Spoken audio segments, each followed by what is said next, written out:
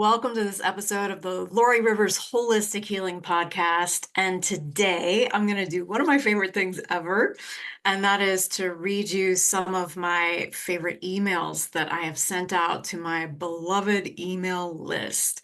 If you are not on my list, then please jump on it now. We have a lot of fun. It's a super active community of people who are recovering from chronic illnesses, as well as people who just like to have fun.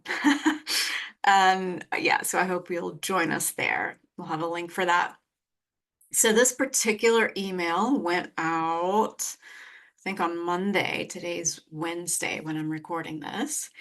And at the top of the email, I let you know about some upcoming events that we have. So I'm going to be speaking at one of the Dr. Talk summits. It's called From Trauma to Transcendence.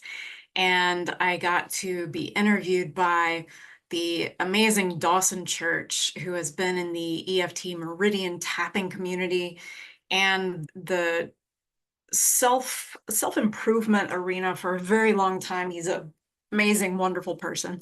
So make sure to check that out. We talk about how trauma can or does contribute to chronic illness and how it can keep you from healing and what to do about it. So that's one of the things that we definitely do in the HEAL program, is address any trauma that's keeping you from healing, in addition to a lot of other things.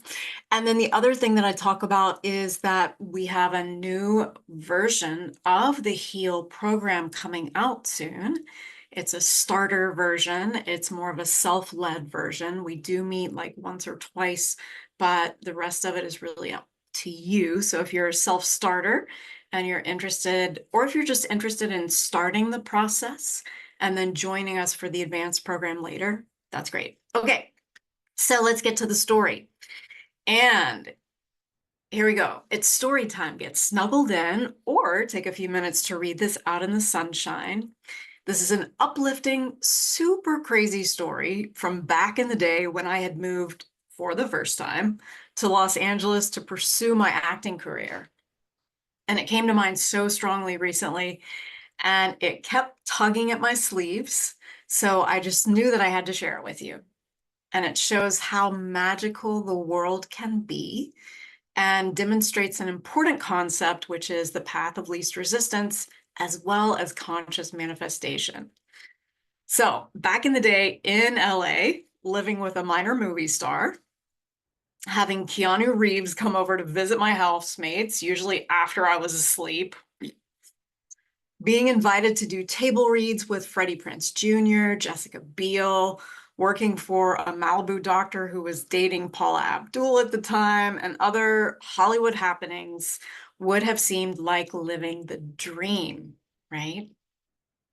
But y'all, I was so sick. I didn't even have an idea of how sick I was. I had no clue that I had ME/CFS or even what that meant. So chronic fatigue syndrome. I had no clue about pacing or anything. And after a few months in LA, I ended up crashing so hard, actually several months, but I ended up crashing so hard that my brother, who was in med school in South Carolina at the time, literally across the country, had to drive out to Los Angeles to pick me up and take me back to South Carolina to live with my dad. It was a 4-day trip of driving 8 hours a day, and that's one way across the country. As an uplifting aside, many years later, I would joyfully make that trip on my own several times a year, and sometimes even in 3 days. But back when I was so sick, that trip from Los Angeles, where I was following my dreams, back to South Carolina with my brother was grueling and heartbreaking. And really just so much love and appreciation. God bless him. He had to do all the driving. And remember that he'd already driven 4 days to come and get me. And on that trip back, I just lay in the back seat, eyes closed, just surviving. Absolutely miserable, thinking that I was dying or maybe wanting to die. Grim story, right? Except that this happened. I've been studying conscious manifestation. Some people call it law of attraction, whatever you want to call it, just for a few months, maybe even at this point. And for some crazy reason, in the midst of my absolute misery, I decided to give it a shot. So this was day 3. I was exhausted and miserable. I decided I wanted to be still. We were moving in the car. I just wanted to be still. I wanted a yummy steak dinner for free. We were both broke. And I wanted a nice hotel for free, preferably sooner than later, because I think we were on like hour 5 of our daily 8, and I just couldn't see myself doing another 3. So somehow I got myself into the feeling place of having that lovely hotel room with a nice big bed and having a big old steak and the ease and the relief and the magic. No idea how that was going to happen. I didn't worry about that. I just forgot about it and went to sleep. An hour or so later, I woke up riding in the car through the vast nothingness of Interstate 20 through Texas. If you've ever gone that interstate all the way across Texas, it goes forever. And there's this one fence that I swear spans the whole state of Texas on I-20. You might know what I'm talking about. There actually are like Reddit threads about that one fence. At least there used to be. Anyway, in the middle of that vast nothingness, on the right side, there rose what seemed to be a mirage in the distance. A city, full on with skyscrapers out in the middle of nowhere. And my first thought, for whatever reason, was, oh crap, I wonder how fast we're going. And I asked my brother, and he said, I don't know. I don't know what the speed limit is right here. And a few seconds later, we heard a siren, and sure enough, there was a friggin' cop car behind us. And my heart sank. And my nervous system freaked out even more than it already was. And I really think that every little bit of adrenaline that was possible to create in my body leaked out at that moment, or maybe spurted out. So we pulled over, rolled down the window, and the cop walked over. Hi there, how are you today? He said in a super heavy Southern drawl. And I was thinking, that's a strange thing for a cop to say who just pulled us over, presumably for speeding. My brother said, fine, was I speeding? No, I see you folks are from South Carolina, is that right? And at that point, I noticed a woman getting out of the cop car. Not a cop, but a bona fide Southern woman in her 40s with perfectly coiffed hair, a skirt suit on, and a ton of makeup. Yes, we're from South Carolina, is what we answered, the cop. Now, the woman was walking over to our car as the cop was saying, have you ever been to Midlands, Texas before? No. And my brother and I were totally bewildered at this point. None of this made any sense. And then the cop said something that was even more bewildering. He said, City of Midlands, Texas would like to give you a free night at our best hotel, a meal at our best restaurant, and to take you to a theatrical production at our town theater. WTF.